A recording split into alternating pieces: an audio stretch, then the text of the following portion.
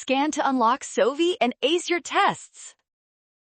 Imperfectly competitive markets fail at allocative efficiency, but we can solve this quickly. Let's break down the profit maximization rules to find our answer. Every firm maximizes profit where marginal revenue equals marginal cost. This is the golden rule for any business, whether they are in a competitive market or a complete monopoly. Boom! In imperfect competition, firms face a downward-sloping demand curve. This means their price is always higher than marginal revenue at every level of output. You have to remember that part.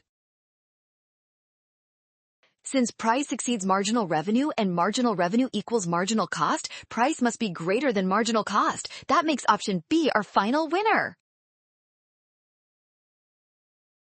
Well done! Scan the code. You can learn better with Sovi. Avoid a rush on signs, trust the given rules, and check your steps.